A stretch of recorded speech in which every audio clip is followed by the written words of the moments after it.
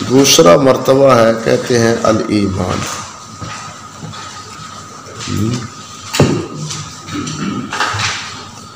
وَهُوَ بِضْعٌ وَسَبْعُونَ شُعْبَةً۔ پہلے تو یہ بات ہے ذہن میں رہنی چاہیے کہ ایمان ہے کیا۔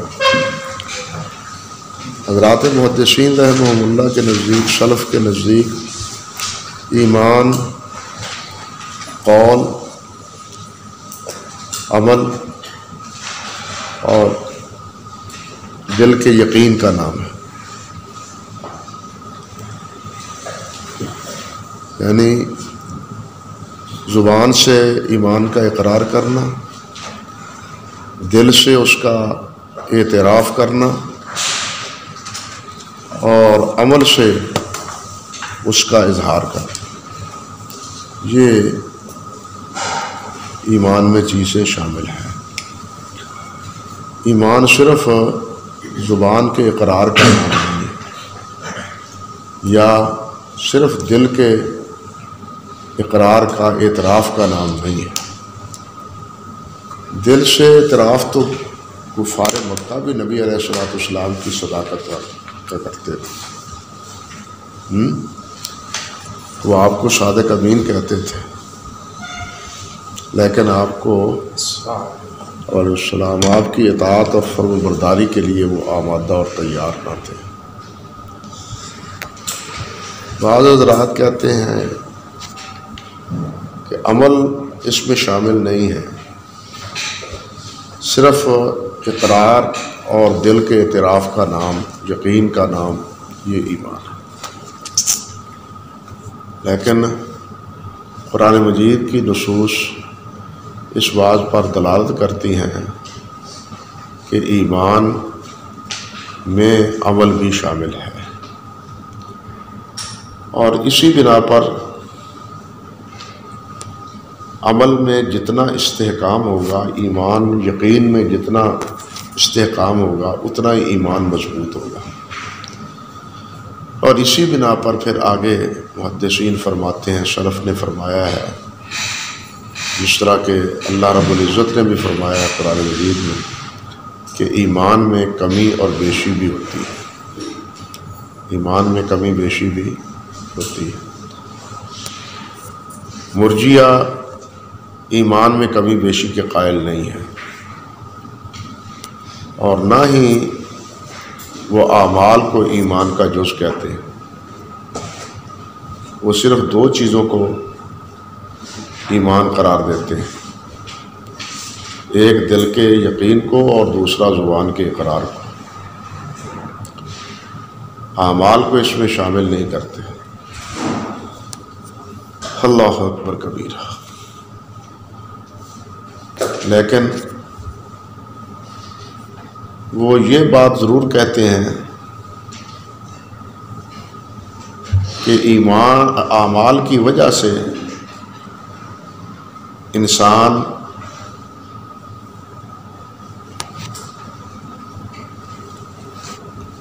اگر نافرمانی کرے گا تو اللہ ذوالجلال والاکرام کی ہاں جا کے سزا اس کی بھگتے گا، اور اگر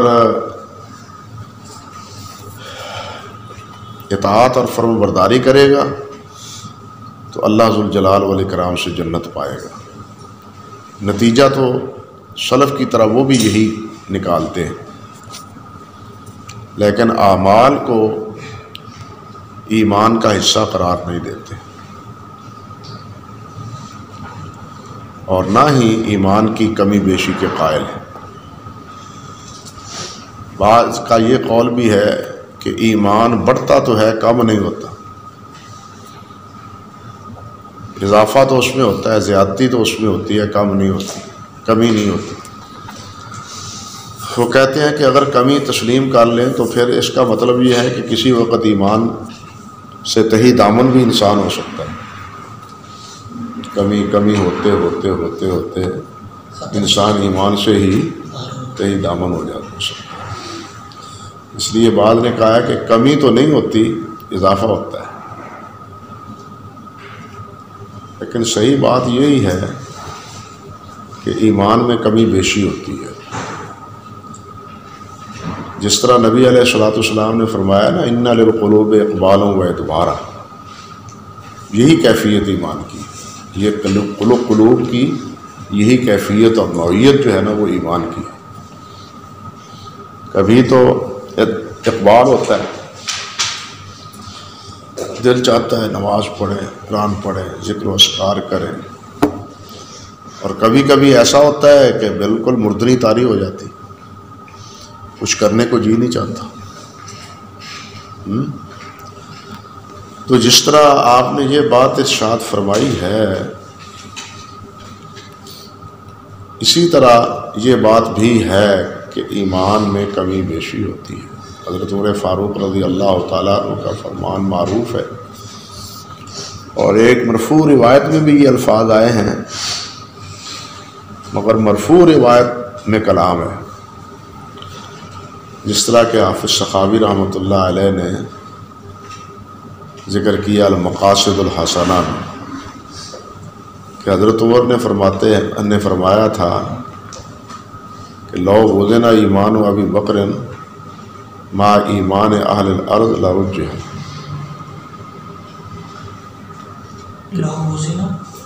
ایمان و ابی بکر بے ایمان اہل الارض،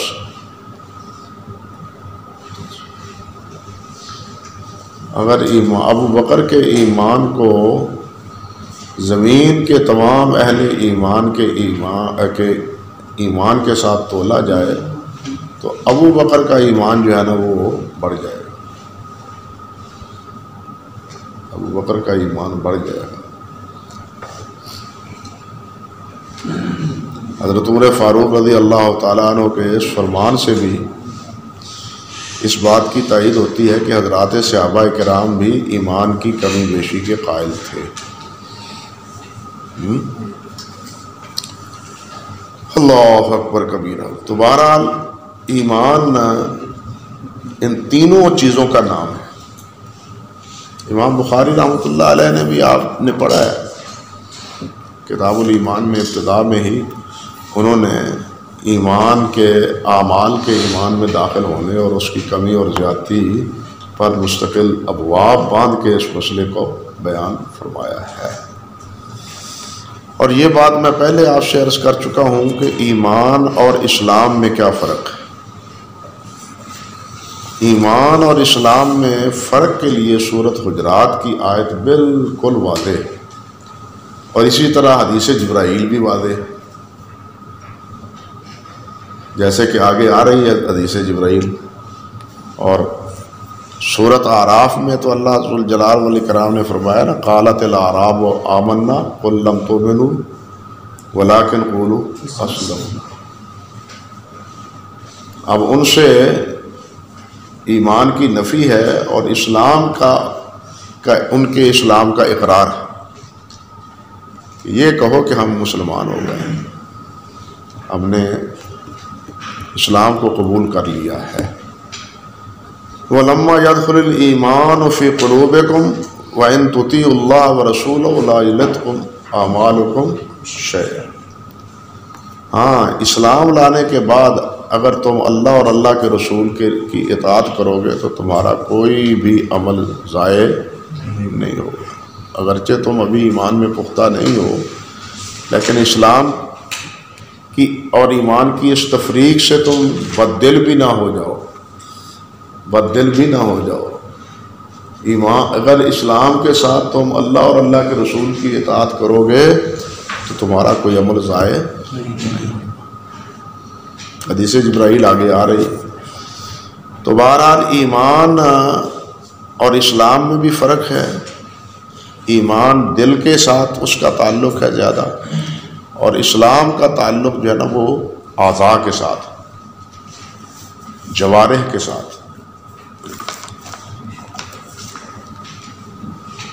زیادہ سے زیادہ یہ شہادتین کا اعتراف جو ہے وہ بھی اگرچہ زبان کے ساتھ ہے۔ ایک آدمی شہادتین کا اقرار کرتا ہے تو آپ اس کے اقرار کو تسلیم کرنے کے مکلف ہیں، بشرطے کہ وہ دیگر نواقض اسلام جو ہے نا ان کا مرتکب نہ ہو، دیگر نواقض اسلام جو چیزیں ہیں ان کا وہ مرتکب نہ ہو، یا یہ کہ وہ ضروریات دین کا منکر نہ ہو۔ دیکھیے قرآن مجید کا محفوظ ہونا یہ ہمارے ضروریات دین میں شامل ہے۔ تمام صحابہ کرام رضوان اللہ علیہ اجمعین کو عادل سمجھنا یہ ہمارے ضروریات ایمان کا تقاضا ہے۔ اگر ہم صحابہ کو عادل نہ سمجھیں تو پھر اسلام کی بنیاد کو گرانے کے لیے کسی اور دلیل کی ضرورت نہیں ہے، سمجھے نا؟ اگر ہم قرآن کو محفوظ نہ سمجھیں تو پھر دین اسلام کو ختم کرنے کے لیے اور کسی دلیل کی ضرورت نہیں ہے۔ تمہارے پاس کتاب ہی نہیں ہے، تمہارا دین کیسے محفوظ؟ سمجھے نا؟ اللہ اکبر۔ علامہ قرطبی نے بڑا ایک عجیب واقعہ ذکر کیا، غالباً ہارون مامون کے دربار کا۔ ان کے دربار میں ایک بڑا نوجوان آیا اور بڑی فصاحت اور بلاغت سے عربی زبان بولتا تھا اور بڑا خوبصورت اور بڑا جوان انسان تھا۔ تو مامون نے اسے اسلام کی دعوت دی، یہودی تھا وہ، اسلام کی دعوت دی۔ اس نے انکار کر دیا، انہوں نے کہا کہ جس طرح مامون تمہیں اپنے آباء و اجداد کا دین پسند ہے، مجھے اپنے آباء و اجداد کا دین پسند ہے۔ مامون خاموش رہا، چلا گیا۔ ایک عرصے کے بعد وہ آیا تو اس مسلمان ہو کے آیا۔ اب مامون نے ان سے پوچھا کہ تو کیوں مسلمان ہوا؟ جب میں نے تمہیں کہا تھا تو نے تو بڑا جناب تلخ جواب دیا تھا مجھے، تو مسلمان کیسے ہوا پھر؟ اس نے کہا کہ میں مسلمان اس لیے اس وقت ہوا ہوں، میں یہاں سے گیا ہوں تو میں نے ایک کام کیا، میں خوش نویس ہوں، بہت اچھا لکھتا ہوں، کاتب ہوں۔ تو میں نے پہلے تورات کا ایک نسخہ لکھا اور ایک نسخہ انجیل کا لکھا اور ایک نسخہ قرآن مجید کا لکھا۔ اب تینوں میں نے گڑبڑ کی، تقدیم تاخیر، آیات کی کمی بیشی، یہ سب میں نے تینوں کتابوں اس یہودیوں کے پاس لے کے گیا۔ ان کے کہنا چاہیے کہ معبد خانے میں، تو انہیں کہا کہ کوئی ہے تورات کا خریدار؟ انہوں نے تورات کا وہ میرا نسخہ لیا، دیکھا اور مجھ سے میرے منہ مانگی دام مجھے دے کے وہ نسخہ لے لیا۔ عیسائیوں کے گرجے میں گیا، وہاں انہیں کہا کہ کوئی انجیل لینے والا ہے، یہ میں کتابت کر کے لایا ہوں۔ انہوں نے انجیل کا نسخہ دیکھا اور مجھے جو میں نے قیمت بتلائی وہ مجھے دے کے مجھے وہ نسخہ مجھ سے خرید لی۔ پھر میں مسلمانوں کے مساجد میں گیا، میں نے کہا کہ قرآن کا خریدار ہے، قرآن مجید کا کوئی خریدار ہے؟ انہوں نے کہا ہاں ہے، دکھاؤ۔ جب انہوں نے دیکھا تو انہوں نے مجھے واپس کر دیا، کہا کہ یہ اس میں گڑبڑ لگتی ہے، یہ صحیح نسخہ لکھا ہوا نہیں ہے، صحیح نسخہ نہیں لکھا ہوا۔ وہ کہتا ہے کہ بس اسی بات نے میرے دل میں اثر کیا کہ جس مذہب کی کتاب محفوظ نہیں ہے وہ مذہب کیسے محفوظ ہے؟ سمجھا؟ انا نحن نزلنا الذکر و انا لہ لحافظون کے تحت یہ واقعہ انہوں نے تفسیر میں لکھا ہے۔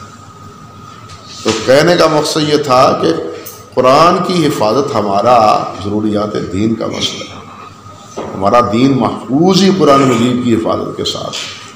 اگر دین قرآن مجید محفوظ نہیں ہے تو پھر دین بھی محفوظ نہیں، سمجھا نا؟ تو نواقض اسلام یہ جو ہیں یا ضروریات دین کا اگر وہ منکر نہیں ہے، اب ضروریات دین میں ختم نبوت کا مسئلہ بھی سمجھے نا. اب جو اس کا انکار کرتا ہے وہ گویا کہ نبی علیہ السلام کی رسالت کا ہی انکار کرتا ہے، اگرچہ وہ زبان سے لا الہ الا اللہ محمد رسول اللہ پڑھتا ہی رہتا. آپ کو معلوم ہونا چاہیے کہ مسیلمہ کذاب وہ نبی علیہ السلام کی رسالت کا منکر نہیں تھا، بلکہ اس کے علاقے میں آذان ہوتی تھی تو اس آذان میں بھی اشہد ان لا الہ الا اللہ محمد رسول اللہ کہا جاتا تھا.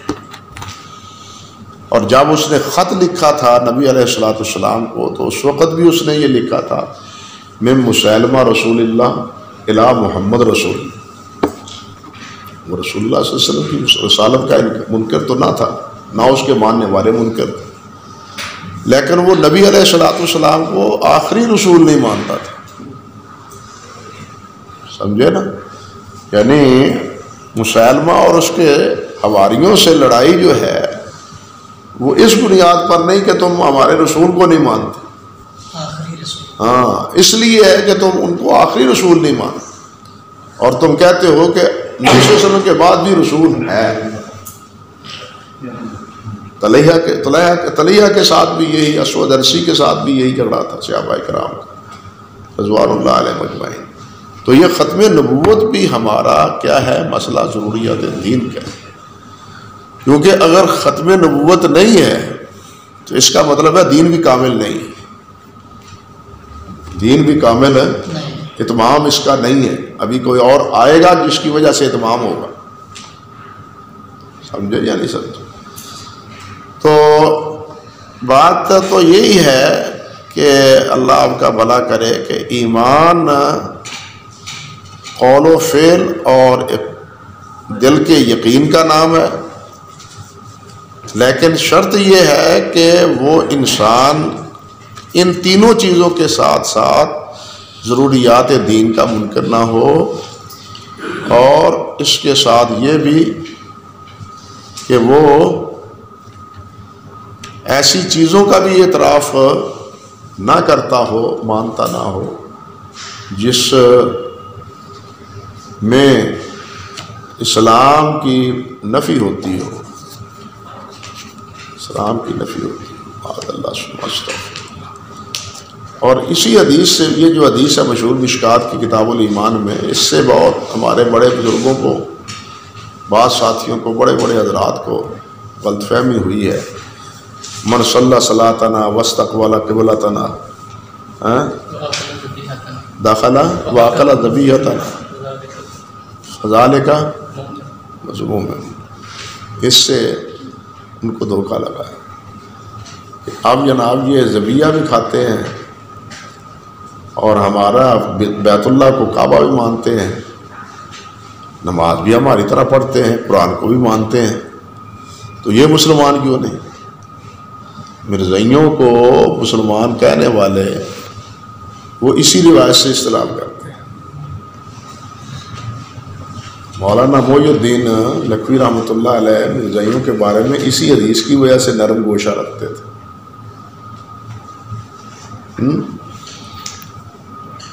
اسی حدیث کی وجہ سے نرم گوشہ رکھتے تھے کہ وہ کافر نہیں ہے. اللہ کے من صلی صلاتنا واستقبل قبلتنا واکل ذبیحتنا، یہ ظاہری اعمال کی بنیاد پر آپ نے فرمایا ہے، لیکن اگر وہ ایسا عمل ان کے ساتھ کرتا ہے جو نواقض اسلام میں ہے تو پھر وہ انسان مسلمانوں میں شمار نہیں ہوگا. اللہ اکبر کبیر، اللہ اکبر کبیر. چلیے جناب، کچھ سمجھ پائے ہیں؟ فرماتے ہیں والایمان وہو بضع وسبعون شعبہ. یہ 70 سے اوپر، بضع کا اطلاق آپ جانتے ہیں کہ 3 سے 9 تک ہوتا ہے. 70 سے اوپر شاخوں کا کیا ہے؟ یہ مجموعہ ہے. اللہ اکبر کبیرہ. فاعلیٰ، ان میں سے سب سے اعلیٰ وہ کیا ہے؟ قول لا الہ الا اللہ محمد الرسول اللہ، یعنی یہ کلمہ ہے. لا الہ الا اللہ محمد رسول اللہ، جہاں بھی یہ چیز آئی ہے نا، جس طرح ہے من قال آخر کلامہ لا الہ الا اللہ، تو اس سے صرف یہ مراد نہیں ہے کہ لا الہ الا اللہ، بلکہ لا الہ الا اللہ محمد رسول اللہ مراد ہے۔ اللہ اکبر کبیرہ، کیونکہ مسلمان ہونے کے لیے ان دونوں جملوں کا اقرار ضروری ہے، اللہ کی وحدانیت کا اور رسول اللہ صلی اللہ علیہ وسلم کی رسالت۔ اگر کوئی آدمی وحدانیت کا اقرار کرتا رہتا ہے، آپ کی رسالت کا اقرار نہیں کرتا، تو وہ اس کے لیے نجات ہے، وہ مسلمان نہیں، اس کے لیے نجات نہیں ہے۔ اس لیے اس جملے کو اختصار ہی پر محمول کرنا چاہیے، یہ نہیں کہنا چاہیے جس طرح بعض نے کہا ہے من جملہ ادلہ میں سے کہ جناب نجات کے لیے صرف لا الہ الا اللہ کافی ہے، نبی کی اطاعت ضروری نہیں۔ اس طرح قرآن مجید میں آتا ہے نا، اللہ ذو الجلال نے سورۃ بقرہ میں ہے غالباً کہ بلا من اسلم وجہہ للہ وہو محسن فلہ اجر، وہ کہتے ہیں یہ ہے جو اللہ کا مطیع ہو جاتا ہے اور اللہ کی فرم برداری، اللہ کی توحید کا اقرار کر لیتا ہے، اپنی اصلاح کر لیتا ہے، اس کے لیے اس اجر ضرور ہے۔ اور اس سے مولانا ابوالکلام کو بھی غلطی لگی، اس آیت سے مولانا ابوالکلام کو بھی غلطی لگی، انہوں نے بھی یہ بات تفسیر میں کہہ دی۔ اور حیران کن بات یہ ہے کہ سورۃ فاتحہ کی تمام تر تفسیر ہونے کے باوجود ایاک نعبد و ایاک نستعین کی تفسیر چھوڑ گئے۔ کیوں چھوڑا ہے انہوں نے؟ اللہ بہتر جانتا ہے کیا وجہ تھی، کوئی اس کی توجیہ سامنے نہیں آئی ابھی تک۔ تو خیر، کہنے کا مقصد یہ ہے کہ انہی قرآن مجید کی اس استدلال سے اور حدیث جو اس موضوع کی روایات ہیں، ان کے استدلال سے جو بعض نے اس طرح استدلال کیا ہے نا کہ نجات کے لیے رسالت پر ایمان ضروری نہیں ہے، یہ کافی غلط ہے۔ کیونکہ قرآن مجید میں ایک جگہ نہیں کئی جگہ اللہ تعالیٰ نے فرمایا ہے کہ پہلی قومیں جو ہلاک ہوئی ہیں وہ رسول کی نافرمانی سے ہوئی، فعصوا رسول رب، انہوں نے اپنے رسول کی نافرمانی کی۔ اللہ اکبر کبیر، اس کا مطلب کیا ہے؟ صلی اللہ علیہ وسلم، ہاں جی، سر اس کا پھر کیا مفہوم ہے؟ صلی اللہ علیہ وسلم مستقبل قبلہ، اس کا یہ ظاہری اعمال ہے، میں نے پہلے عرض کر دیا ہے، ظاہری اعمال کی بنیاد پر یہ چیز بات آپ نے فرمائی، لیکن ان کے ساتھ اگر نواقض اسلام کوئی چیزیں ہیں تو پھر نہیں۔ اللہ اکبر کبیر، ایک لفظ بولتے ہیں فقہاء یا اہل کہنا چاہیے اعتقادیات میں، ایک لفظ بولتے ہیں، اس وقت ذہن میں نہیں آ رہا، آئے گا تو پھر بتلا دوں گا انشاءاللہ۔ اللہ اکبر کبیرہ، فَأَعْلَاهَا قَوْلُ لَا إِلَهَ إِلَّا اللَّهُ مُحَمَّدٌ رَسُولُ اللَّهِ، کیونکہ یہی کلمہ اخلاص ہے اور یہی عروۃ وثقہ ہے، یہی کلمۃ التقویٰ ہے، اور یہی کلمہ جو ہے نا وہ مفتاح جنہ ہے، مفتاح الجنہ ہے یہی کلمہ۔ وَأَدْنَاهَا إِمَاطَةُ الْأَذَىٰ عَنِ الطَّرِيقِ، یہاں یہ بھی دیکھیے کہ علامہ امام بہقی رحمۃ اللہ علیہ نے شعب الایمان جو لکھی ہے نا، وہ اسی روایت کی تفسیر کے تحت لکھی، شعب الایمان۔ شعب الایمان سے پہلے اسی موضوع پر امام حلیمی کی کتاب ہے، اور وہ بڑا ماخذ ہے امام بہقی رحمۃ اللہ علیہ کی کتاب شعب الایمان کا۔ اس میں انہوں نے وہ کتاب اگر آپ دیکھیں تو یہ جتنے ایمانیات کے یہ شعبے ہیں نا، ایک ایک شعبے پر آپ کا جناب کئی دنوں تک درس چل سکتا ہے، خطبہ چل سکتا ہے۔ شعب الایمان جو امام بہقی کی ہے، میں نے سب سے پہلے اس کتاب کی زیارت پیر جھنڈے کی تھی جب چھپی نہیں تھی، وہاں اس کا کلمی نسخہ تھا پیر جھنڈے، سید محب اللہ شاہ صاحب رحمۃ اللہ علیہ کے مقبول. اللہ اکبر کبیرہ، اللہ اکبر کبیرہ. چلیے امام حلیمی رحمہ اللہ نے کیا کیا؟ انہوں نے بھی اس یہی 72 شاخیں جو ہے نا ایمان کی، ان پر مشتمل کتاب لکھی. منہاج ہے غالباً نام اس کا، منہاج. آگے لفظ ذہن میں نہیں آیا. منہاج الایمان ہے یا منہاج کیا ہے، اس قسم کا ہے. تو بڑا ماخذ امام بہقی کا، علامہ امام حلیمی کی یہ کتاب ہے. ہاں جی، ہاں حلیمی، ہاں حلوے علی مول صاحب لاہوری نہیں.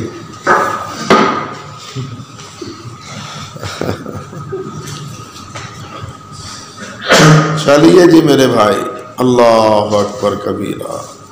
وَأَدْنَاهَا إِمَاطَةُ الْأَذَىٰ عَنِ الطَّرِيقِ. اللہ اکبر.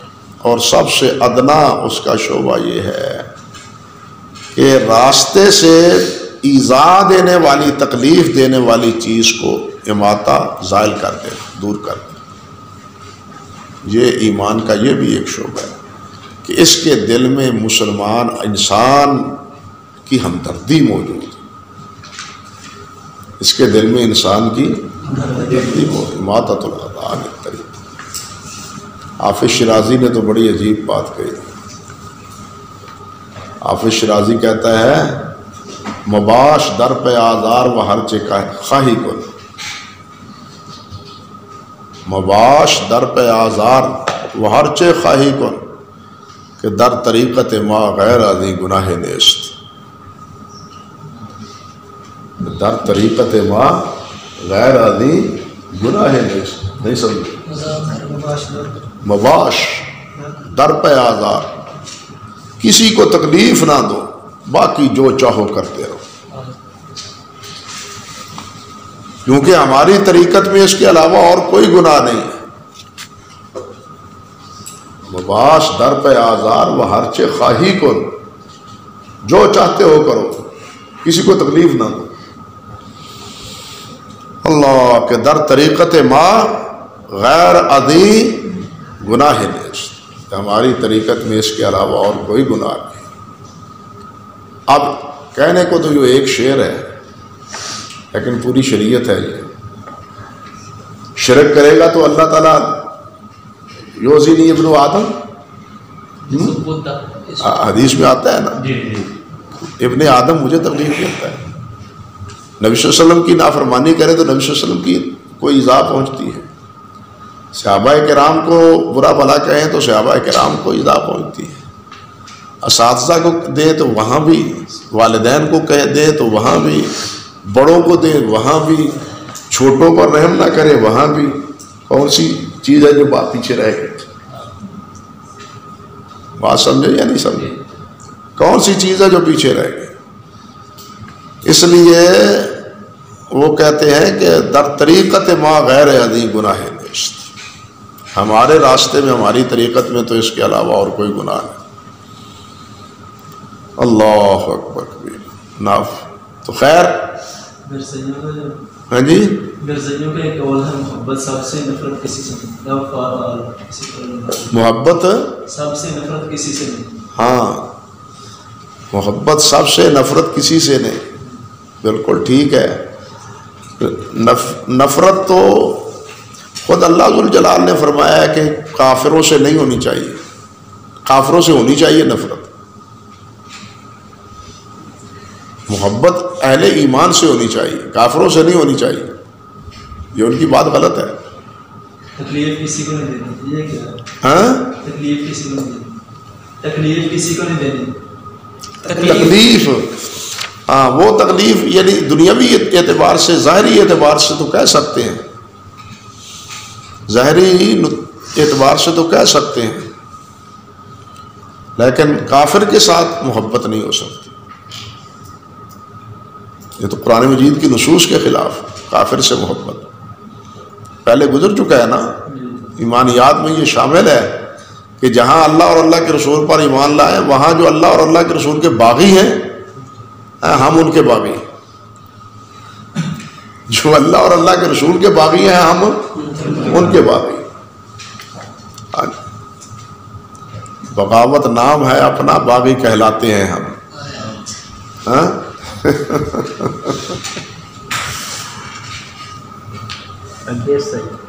بس اتنی بڑی گل ہے.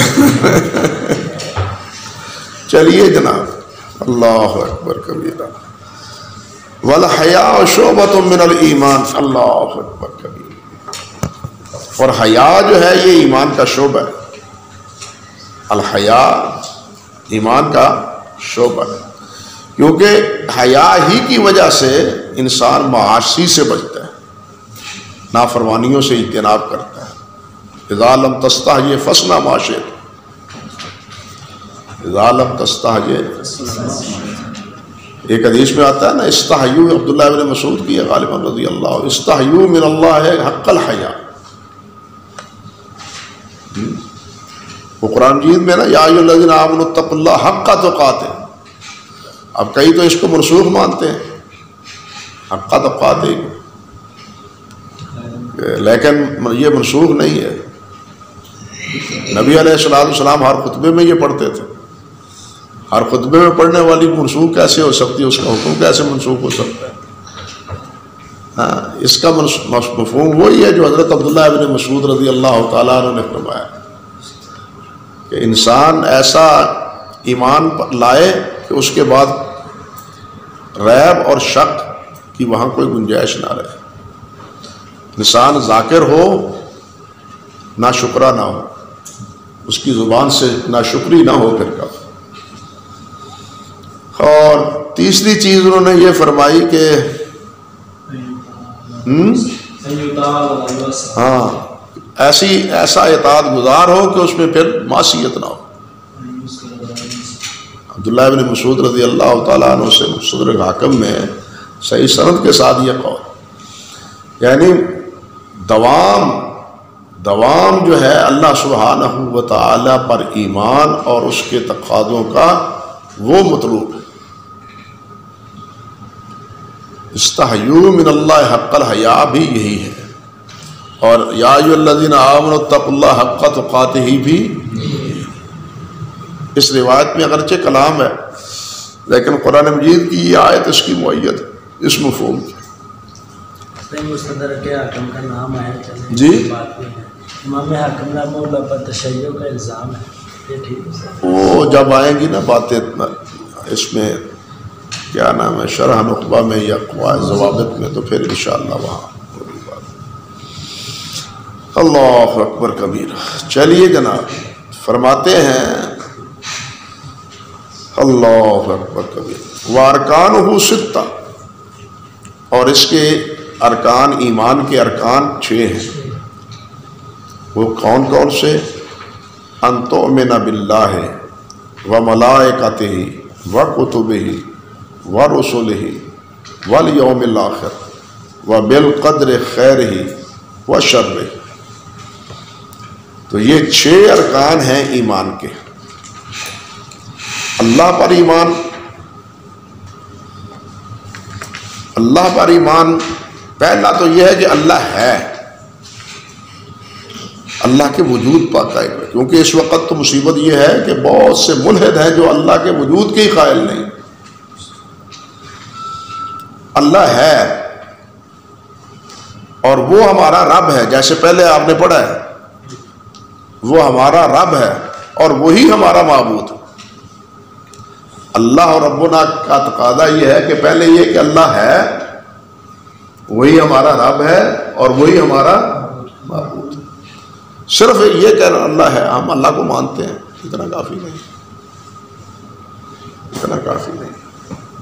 مشرک سارے اللہ کو مانتے ہیں، عیسائی، یہودی، سکھ، ہندو سب اللہ کو مانتے ہیں، اللہ کا کوئی انکار نہیں کرتا.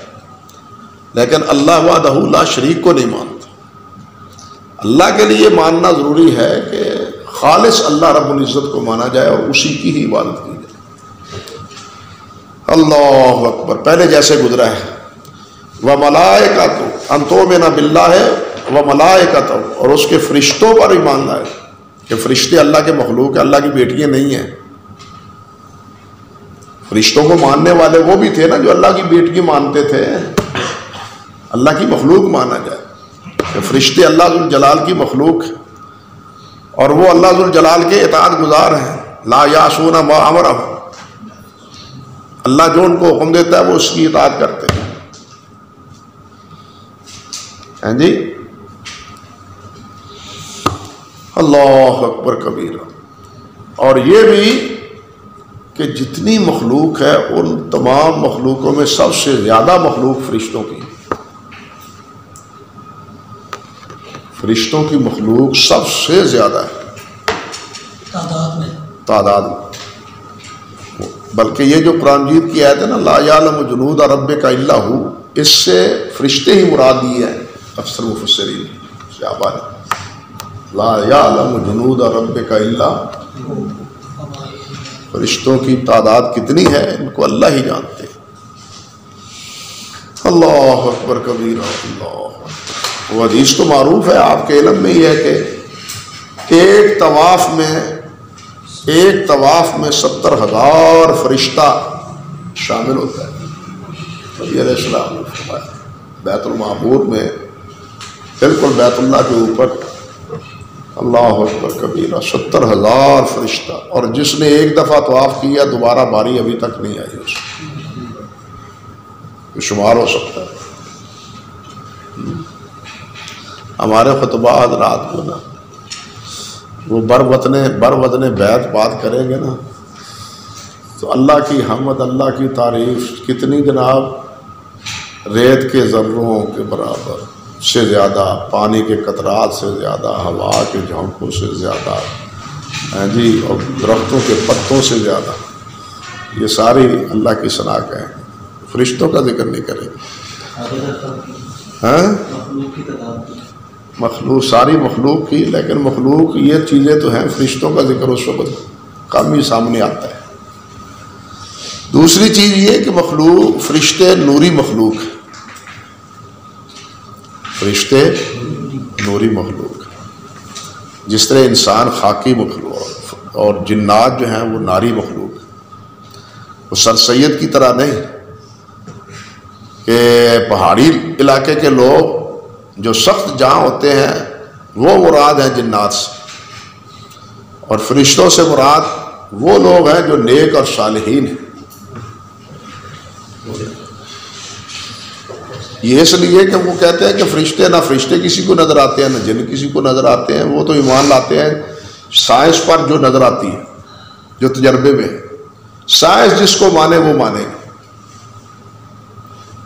تو کل ایک منکر حدیث آ گیا، سارا وقت ضائع کر دیا وہاں ادارے میں، زور سے شام اثر تک. میں تو جی اس حدیث کو مانتا ہوں جس پر پوری امت کو مانتی، جس کو ساری امت مانتی. میں نے کہا یار بہت اچھی بات ہے آپ کی. میرا دو سوال ہے، آپ کوئی ایک حدیث پیش کریں جس کو ساری امت مانتی، کوئی ایک حدیث پیش کریں جس کو ساری امت مانتی. ایک بات. اور دوسری بات یہ ہے کہ آپ کہتے ہیں کہ اس پر ساری امت کا عمل ہے، مانتی ہے. حدیث کو آپ نے مانا یا امت کو مانا؟ آپ نے حدیث کو مانا ہے یا امت کو مانا ہے؟ آپ تو امت کو مانا، حدیث کو تو نہیں مانا. کوئی اس پر عمل کرے نہ کرے، یہ کیا ہوگا کہ امت عمل کرے گی تو ہم اس کو مانیں گے. میں کہ یہ تو وہی بات ہوئی کہ سائنس میں کوئی چیز نظر آئے تو ہم اس کو مانیں گے ورنہ نہیں مانیں گے. پریشان ہوا بیچاروں. تو خیر بہرحال عرض کرنے کا مقصد یہ تھا کہ فرشتے کیا ہیں؟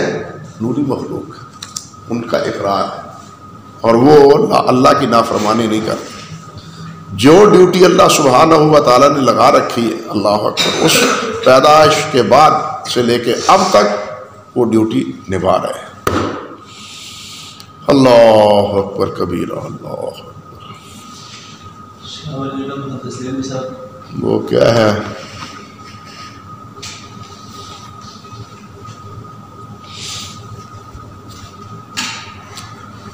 امام ابو شیخ کی کتاب ہے، 5-6 جلدوں میں آئی. بس یار یہی حافظے کی اب کمزوری بار بار کھڑکتی ہے، پریشانی ہوتی ہے. جس میں انہوں نے یہ جتنی بڑی بڑی مخلوق ہے نا ان کا تذکرہ کیا. امام ابو شیخ کی کتاب، اس میں انہوں نے پہاڑوں کا، سمندروں کا، فرشتوں کا، جنت کا، دوزخ کا، یہ سب چیزوں کا جو بڑی بڑی اپنے حجم کے اعتبار سے، نام اس وقت ذہن میں نہیں آیا، وہ ہمارے ہندی عالم ہیں جنہوں نے اس کی تحقیق کی ہے اور وہ شائع ہوئی ہے ہمارے پاس، یہاں بھی ہونی تو چاہیے، ذہن میں نہیں آ رہا. چلیے خیر، اللہ بہتر فرمائے. وقتوں میں جی شاہ ولی اللہ محدث صاحب کہتے ہیں حجت اللہ کے بارے میں کہ فرشتے دو قسم کے ہیں. ایک فرشتے وہ ہیں جو 4 اعضاء سے مرکب ہیں، ایک جو ہوا، پانی، آگ اور اسی طرح مٹی سے بنے ہوئے ہیں، یعنی ان کا معجون ہے، اور دوسرے خالص نور سے بنے ہوئے ہیں. یہ ان کی بات ٹھیک ہے. یعنی جو 4 اعضاء سے مرکب ہیں ان سے کبھی کبھی غلطی بھی ہو جاتی ہے. خالص نور سے بنے ہوئے ان سے غلطی کا کوئی جو نوری ہیں ان سے غلطی نہیں ہوتی، نہیں ہوتی. جو 4 اعضاء سے بنے ہوئے ان سے غلطی کا اختلاف ہو سکتا ہے، ان سے غلطی کا ارتکاب ہو سکتا ہے. اس طرح کے ہاروت ماروت کی مثال دیتی ہے. نہیں، ہاروت ماروت فرشتے ہیں. پہلے تو یہی طے کر لینا ہاروت ماروت فرشتے ہیں، پھر اس کے بعد غلطی کا یقین کریں. جب اللہ نے فرما دیا لا یعصون اللہ ما امرهم تو پھر اس تکلف کی ضرورت کیا ہے؟ وہ فلسفی آدمی تھے، بہت ذہین آدمی تھے، اس لیے بات کو بنانے کے لیے بات کہہ دی. جس طرح کہ آپ کے اقبال فلسفی ہیں اور انہوں نے بہت سی باتیں ایسی کہہ دی ہیں، یا جیسے ابن خلدون ہیں فلسفی ہیں، انہوں نے بہت سی باتیں کہہ دی ہیں کہ کوئی اب نہ عیسیٰ آئے گا نہ مہدی آئے گا، کیونکہ نبی دین کی تکمیل ہو گئی ہے. اس لیے کسی نبی کا کسی درجے میں بھی آنا جو ہے نا وہ ختم نبوت کے منافی ہے. اسی کو اٹھاتے ہیں جناب یہ ہمارے منکرین حدیث بھی ان تمام احادیث کے رد کے لیے ہیں جو حضرت عیسیٰ علیہ السلام اور حضرت مہدی علیہ السلام کے بارے میں آئی. تو بڑے آدمیوں سے بڑی خطائیں بھی ہوتی ہیں. شاہ ولی اللہ رحمۃ اللہ علیہ کی ایک کتاب ہے اسی طرح کی، ابھی تک چھپی نہیں. وہ اس کے چھاپنے میں بڑا اختلاف ہے، اس کو چھاپے یا نہ چھاپے. میں نے ابھی تک نہیں دیکھی، وہ کتاب دیکھی نہیں. جنہوں نے اس کو پڑھا ہے نا شیخ عزیر، وہ فرماتے ہیں کہ اس کو پڑھنے کے بعد سر سید کی تعویلات بھول جاتا ہے آدمی.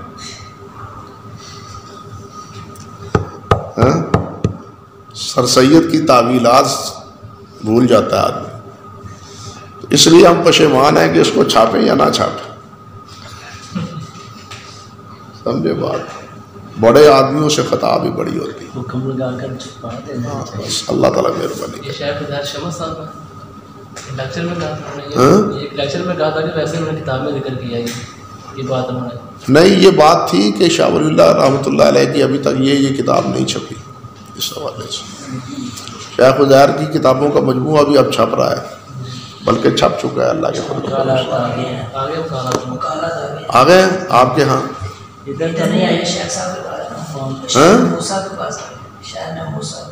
ہاں پہنچ گئی ہیں وہاں. آیا تھا ان کا ٹیلی فون کل ہی. اللہ اکبر کبیرہ، اللہ اکبر کبیرہ. چلیے جناب، وملائکتہ وکتبہ، اور جتنی کتابیں اللہ سبحانہ و تعالیٰ نے نازل کی اور اس میں جو حکم دیا ہے ان پر ایمان لانا، ان کو صحیح تسلیم کرنا اور ان پر عمل کرنے کی تو کوشش کرنا. ورسلہ، اور اس کے جتنے رسول ہیں ان تمام رسولوں کو ماننا، کسی ایک رسول کا انکار نہ کرنا، تمام کتابوں کا ماننا، تمام رسولوں کا ماننا، تمام فرشتوں کو ماننا. کسی ایک فرشتے کا انکار، کسی ایک رسول کا انکار، کسی ایک کتاب کا انکار، یہ اس لیے تمام کتابوں اور تمام رسولوں کا کہ انکار کا جو ہے نا وہ باعث بنتا ہے، کیونکہ تمام رسولوں کی دعوت ایک، تمام رسولوں کی دعوت ہے۔ اسی لیے اللہ سبحانہ و تعالیٰ نے نا سورۃ شعراء پڑھے، اس میں یہی فرمایا ہے جگہ بجگہ، جس سے نوح علیہ السلام کذبت قوم نوح المرسلین، آج سمود کے بارے میں بھی اللہ تعالیٰ نے یہی فرمایا کہ انہوں نے رسولوں کی تکذیب کی، انہوں نے رسولوں کی، حالانکہ رسول تو ایک ہی آئے تھے ان کی طرف، لیکن ایک رسول کی تکذیب بھی تمام رسولوں کی تکذیب کے مترادف۔ وہ جیسے یہودیوں نے جبرائیل علیہ السلام کے بارے میں کہا تھا کہ جبرائیل دشمن ہے ہمارا، تو اللہ ذوالجلال نے کیا فرمایا کہ جبرائیل کا دشمن ہے وہ اللہ کا بھی دشمن، اللہ اس کا دشمن، فرشتے اس کے دشمن، سارے اس کے دشمن، تو یہ سارا لشکر تو اللہ ذوالجلال کا ہے۔ اللہ اکبر کبیرہ۔ والیوم الآخر، اور آخر کے دن جو بعد میں آنے والا ہے، جو پیچھے یہ دنیا ہے، یہ دنیا ہے جو حاضر ہے، جو بعد ہے وہ قیامت کا دن۔ وہ ایک بعض حضرات نے کہا ہے کہ قرآن مجید میں آیا ہے نا بعد میں، وہ کیسے قرآن مجید میں کہ ما قدمت غد لیوم، ایسے یاد لغد، کہ کل کے لیے تم نے کیا کیا۔ تو کئی جگہ پر یہ آیا، دنیا آخرت کو کل کے لفظ سے تعبیر کیا گیا۔ یہ دنیا سب آج ہے اور وہ کل ہے، اس کے مقابلے میں یہ دنیا ایک دن ہے، اس کے آخرت کے مقابلے میں گویا دنیا کیا ہے، ایک دن ہے۔ اللہ، جیسے اللہ ذوالجلال کے ہاں ایک دن کیا ہے 1000 سال کے برابر، یہ وہ آخرت، کیوں کہ یہ آج جو ہے یہ تو ختم ہونے والا ہے، یہ آج ختم ہونے والا ہے، کل ختم ہونے والا ہے ہی نہیں، اس میں فنا نہیں ہے، یہاں فنا ہے۔ اس لیے یہ آج اور کل کی بات ہی ہے، اگر ہمیں سمجھ آ جائے تو۔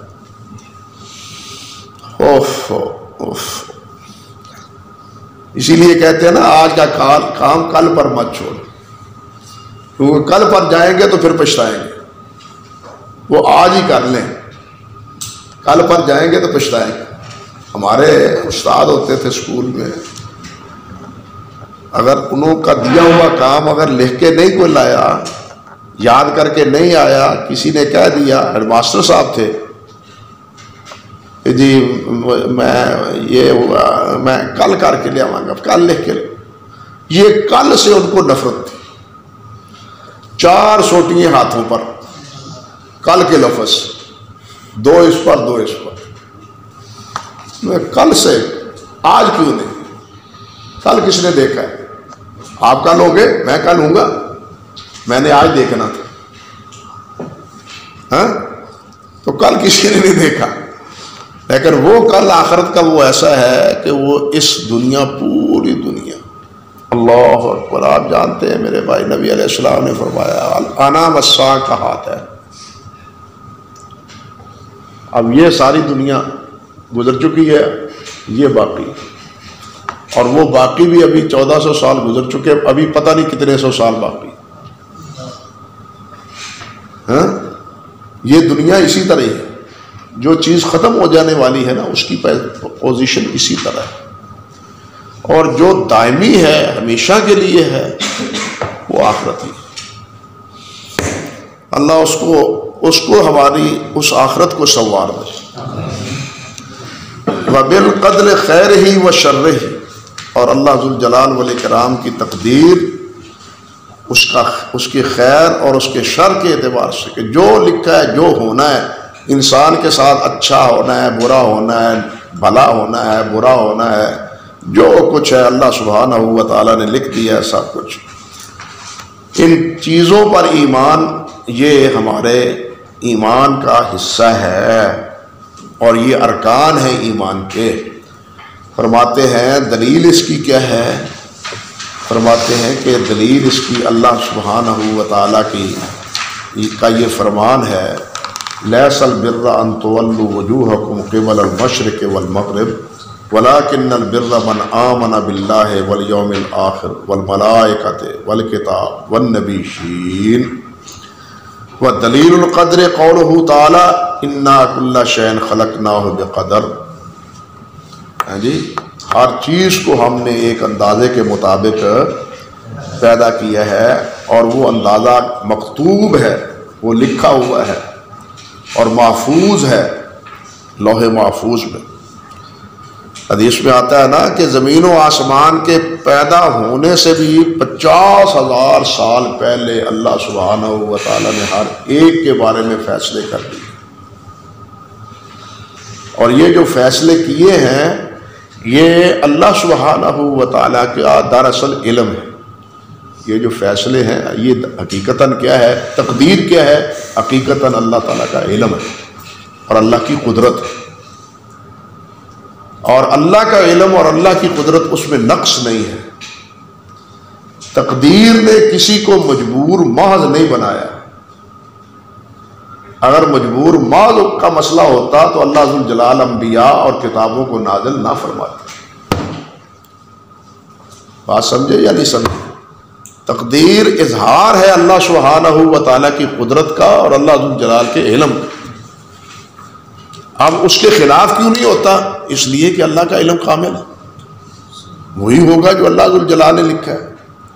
اب یہ بات فضول ہے کہ جی پھر ہمارا کیا قصور ہے. یہ بات فضول ہے کہ ہمارا اگر اللہ نے لکھ دیا ہے اور ویسے ہی ہونا ہے تو پھر ہمارا کیا قصور ہے. یہ قصور جو ہے وہ اس کوئی کاروباری، کوئی تاجر، کوئی ذمہ دار، کوئی بڑائی، کوئی صنعت کار وہاں تقدیر کا مسئلہ نہیں لاتا. وہاں کوئی نہیں لاتا. وہاں سب محنت کرتے ہیں، سب کوشش کرتے ہیں، صبح سے لے کے شام تک دوڑ دھوپ کرتے ہیں. لیکن دین کے مسئلے میں پھر جو اللہ توفیق دے تو نماز پڑھی معاذ اللہ ثم استغفر اللہ. سمجھے نا؟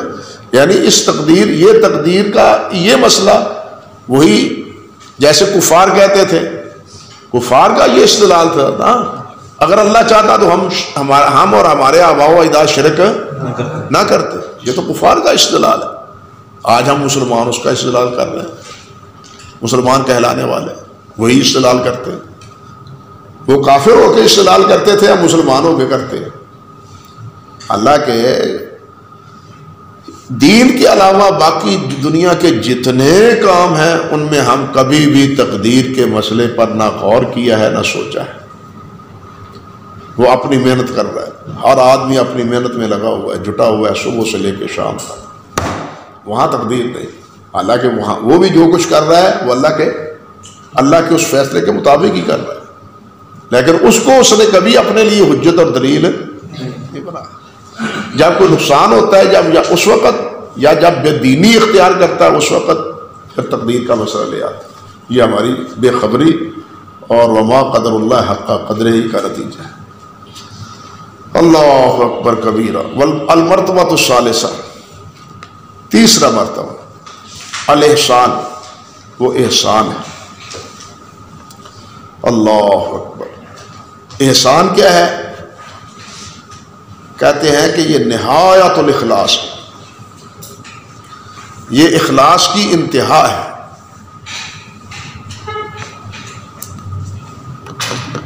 احسان اخلاص کی انتہا ہے.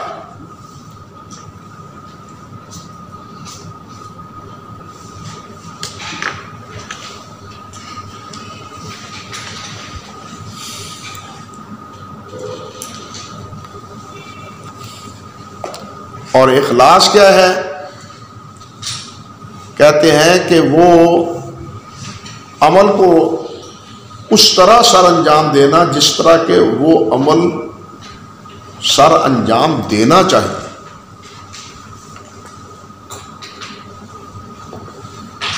اللہ اکبر.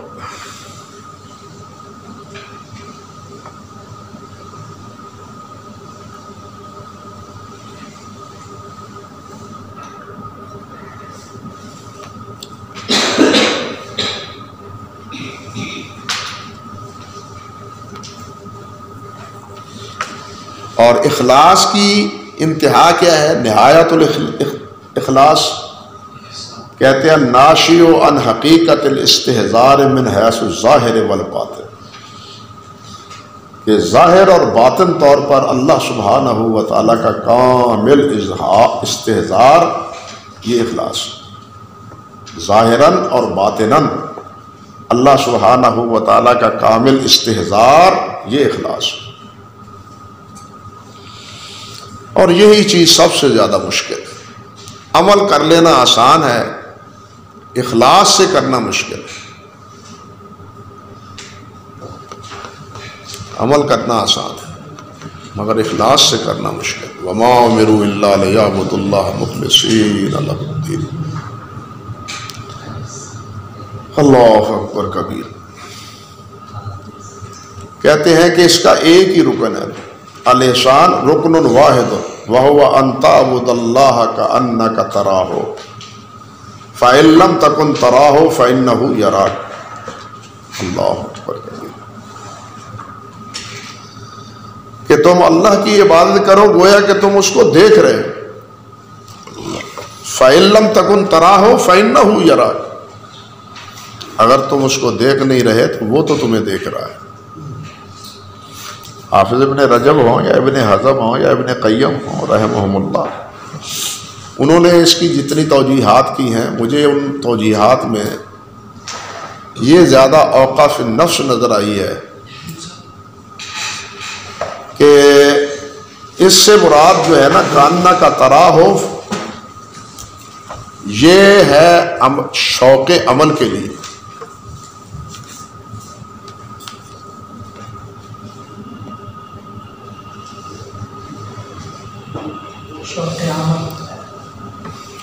یہ ہے عبادت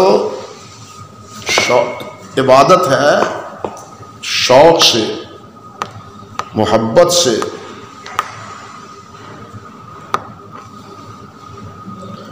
اور فإن لم تکن تراہ فإنہ یراک، تو یہ ہے اس کے خوف سے، اس کا تعلق ہے اس کے خوف سے، اس کے عذاب اور اس کے عقاب سے۔ اوہ بابا ویکھن دیا ہی ہوئے ہے کہ نہیں؟ یہ ہے فإن لم تکن تراہ فإنہ یراک۔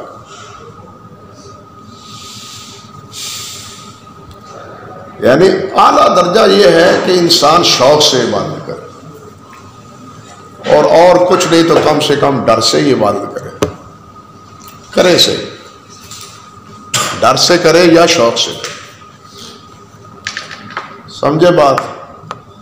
یہ کس نے توجیہ بیان کی؟ ہاں، یہ توجیہ کس نے؟ یہ ابن قیم وغیرہ سب ذکر کرتے ہیں، ابن جوزی نا، ابن رجب، ابن رجب شرح 40 ہے نا، اس کو دیکھ سکتے۔ اللہ اکبر کبیر، اللہ اکبر کبیر۔ اور دلیل کیا ہے اس پر؟ فرماتے ہیں کہ دلیل ہے اللہ سبحانہ و تعالیٰ کا فرمان ان اللہ مع الذین اتقوا والذین هم محسنون، کہ اللہ ذو الجلال متقین کے ساتھ اور ان کے ساتھ ہے جو محسن ہیں، احسان کرنے والے، نیکی کرنے والے۔ اور اللہ نے فرمایا وتوکل علی العزیز الرحیم الذی یراک حین تقوم وتقلبک فی الساجدین انہ هو السمیع العلیم۔ اللہ ایک ہے معیت اللہ سبحانہ و تعالیٰ کی خاصہ، اور ایک ہے معیت عامہ۔ معیت عامہ یہ تو کافر، مسلمان، مومن، مخلص، محسن ہر ایک کے ساتھ، لیکن معیت خاصہ وہ ہے مومنین کے لیے، شہداء، صالحین کے لیے، صدیقین اور انبیاء کے لیے۔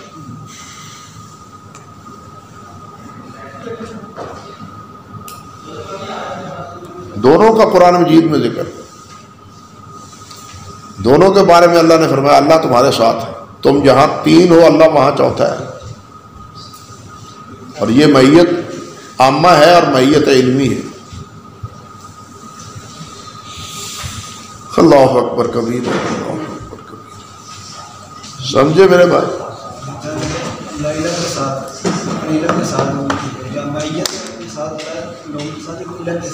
میں آپ کا سوال نہیں سمجھ سکتا. اللہ تعالیٰ لوگوں کے جو ساتھ رہتا ہے اس طرح، تو یہ علم کے ساتھ اللہ تعالیٰ کے ساتھ ہے، یہ اپنی معیت کے ساتھ، اپنے علم کے ساتھ. اللہ عرش پر ہے، اللہ عرش پر ہے. میں نے بتلایا تھا بات بتلائی تھی کہ کمال اللہ ذو الجلال کا یہی ہے کہ اللہ عرش پر ہے اور اس کو ہر چیز کا علم بھی ہے اور ہر چیز کو دیکھ بھی رہا ہے، ہر ایک کی بات سن بھی رہا ہے. اگر وہ ہر جگہ ہے تو پھر کمال ہی کیوں؟ میں آپ کے پاس بیٹھا ہوں، آپ کو سن رہا ہوں، آپ کو دیکھ رہا ہوں، میرا کیا کمال ہے؟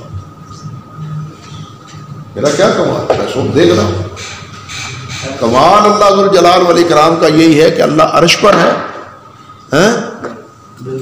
اور اللہ دیکھ بھی رہا ہے، سن بھی رہا ہے، اور اللہ ذو الجلال والاکرام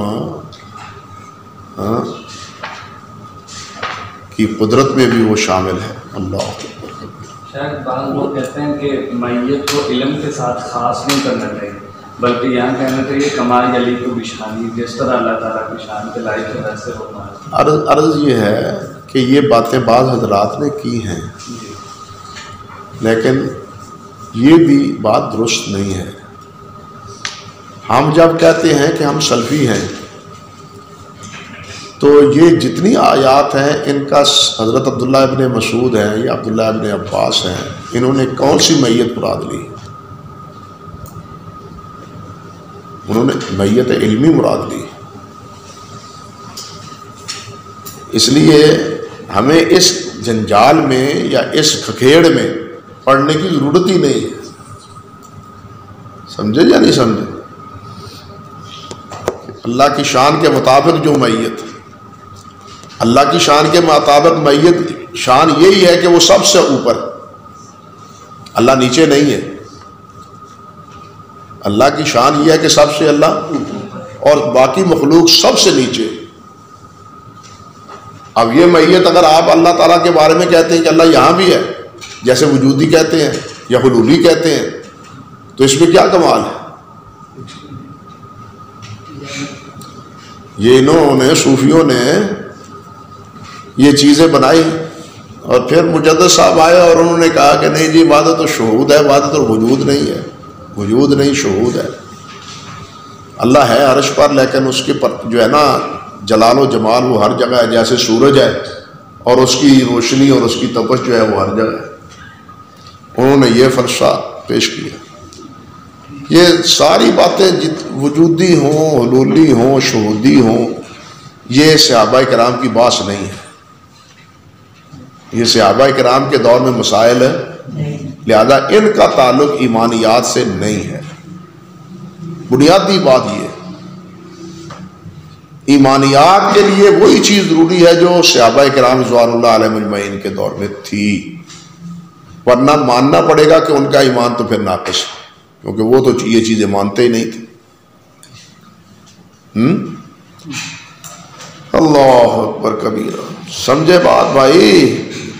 اور اللہ ذو الجلال نے فرمایا ما تکون فی شان وما تتلو منہ من قرآن ولا تعملون من عمل الا کنا علیہم شہودا اذ تفیضون فیہ. اللہ ہم ہر چیز کو دیکھتے ہیں، موجود ہیں ہم وہاں، حق موجود، ہر جگہ موجود، یہ نہیں. اللہ اکبر کبیرہ. بلکہ کیا ہے، ما تکون فی شان، تم جس حالت میں بھی ہو، وما تتلو منہ من قرآن، اور جو تم پڑھتے ہو قرآن میں جیسے جو عمل بھی کرتے ہو، مگر ہم گواہ ہیں. اللہ استفیضون فیہ، جس میں تم جس چیز میں بھی تم مشغول ہوتے ہو ہم اس کو جانتے ہیں. اللہ ذو الجلال کے علم میں ہوتا ہے، اللہ تعالیٰ کے علم میں ہوتا ہے. کوئی چیز اللہ ذو الجلال والاکرام کی نگاہ سے اور اللہ رب العزت کی علم سے خارج نہیں. آگے چلے جی. والدلیل من السنہ، چلے آگے. یہ حدیث ہے معروف، آپ پڑھ لیں ذرا. حدیث و جبرائیل المشہور عن عمر ابن الخطاب رضی اللہ تعالی عنہ قال بینا نحن جلوس عند النبی صلی اللہ علیہ وسلم اطلع علینا رجل شدید بیاض الثوب وشدید سواد الشعر لا یری علیہ اثر السفر ولا يعرفه منا احد فجلس الى النبي صلی اللہ علیہ وسلم فاسند ركبتيه الى ركبتيه ووضع كفيه على فخذيه. اللہ اکبر کبیرہ. بعض نے فخذہ سے مراد نبی صلی اللہ علیہ وسلم کے لیا ہے فخذہ کہ آپ کے رانوں پر اس طرح ہاتھ رکھ دیے، اور بعض نے نہیں، جبرائیل ہی نے آنے والے نے ہی اپنی رانوں پر ہاتھ رکھے، یہی زیادہ انسب. وقال یا محمد اخبرنی عن الاسلام، اے محمد مجھے خبر دو کہ اسلام کیا ہے. فقال ان تشهد ان لا الہ الا اللہ وان محمد رسول اللہ وتقیم الصلاۃ وتؤتی الزکوٰۃ وتصوم رمضان وتحج البیت ان استطاع الیہ سبیلا. یہ ظاہری اعمال ہے نا یہ سب. قال صدقت فعجبنا له يسأله ويصدقه. قال اخبرنی عن الایمان. قال ان تؤمن باللہ وملائکتہ وکتبہ ورسلہ والیوم الآخر وبالقدر خیرہ وشرہ. اب ان سب کا تعلق کن کے ساتھ ہے؟ قلب کے ساتھ، یقین کے ساتھ. قال اخبرنی عن الاحسان. قال ان تعبد اللہ کانک تراہ فإن لم تکن تراہ فإنہ. قال اخبرنی عن الساعة. قال ما المسؤول عنها بأعلم من السائل. اللہ اکبر. ما المسؤول اعلم من السائل. یہاں ایک بات ہے، علامہ ابن قیم رحمۃ اللہ علیہ نے المنار المنیف میں عجیب بات نقل کی ہے کہ ایک کذاب نے کہا ہے کہ یہ جو ہے نا مل مسئول عنہا بعالم من السائل، اس سے مراد کیا ہے؟ انا و انتا نعلمہا، میں اور تم جانتے ہو اس کو. ایک کذاب نے اس جملے کا مفہوم یہ بیان کیا ہے. المنار المنیف اب آپ نے پتہ نہیں دیکھی ہے کہ کہاں پڑھی ہے یا کہاں نہیں پڑھی. پڑھی ہے نا؟ اللہ لائیں جزاک اللہ ہمت کرے. اللہ یہ کون سا نسخہ آ گیا المنار المنیف کا؟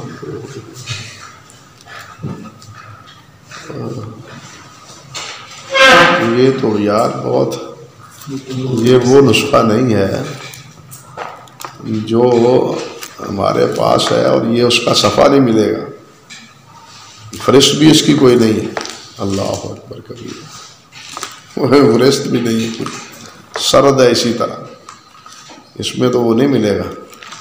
وہ جو شیخ ابو غدہ کی تحقیق سے چھپا ہے نا المنار المنیف کا نسخہ، وہ کافی تحقیق سے چھپا ہے، اس کے صفحہ نمبر 81 پر ہے.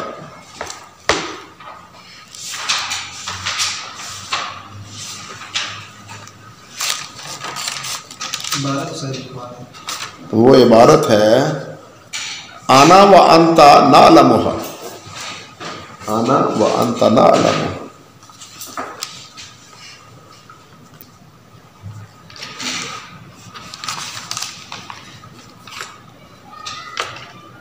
فرشتی ہوتی نا تو تب بھی ہم اس کو نکال لیتے ہیں.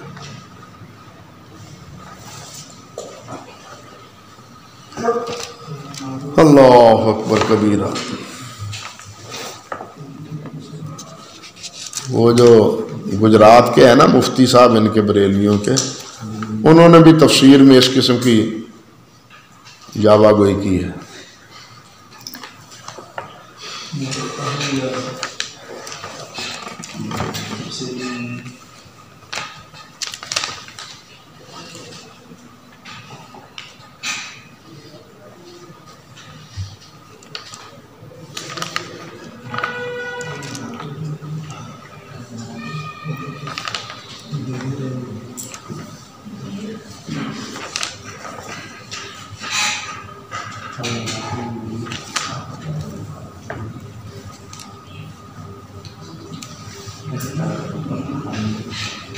ہاں یہ مل گیا، ثم قوله فی الحدیث مل مسئول عنہا بعالم من السائل یوم کل سائل و مسئول فکل سائل و مسئول عن هذه الساعة شأنهما كذلك ولكن هؤلاء الغلاة عندهم ان علم رسول اللہ صلی اللہ علیہ وسلم منطبق على علم اللہ سواء بسواء فكل ما يعلمه الله يعلمه رسول الله صلی اللہ علیہ وسلم والله تعالی یقول وممن حولكم من الاعراب منافقون من اهل المدینہ مراد والنفاق لا تعلمون النار هذا في براءة وفي آخر براءة وهي من آخر ما نازل من القرآن هذا والمنافقون جيرانه بالمدینہ عقد یہ اللہ اکبر کبیرہ یہ دیکھیں نا یہ ردو علی اعرابی فذهبوا فالتمسوا فلم یجدوا یہ ساری روایت وہ چلتے ہیں نا چلاتے ہیں ذکر کر رہے ہیں قال مانا ہو انا وانت نعلم یہ سارا مخالفت الحدیث صریح القرآن کا حدیث مقدار الدنیا وهذا من ابین القدر ابن قیم یہ 80 و 99 صفحہ ہے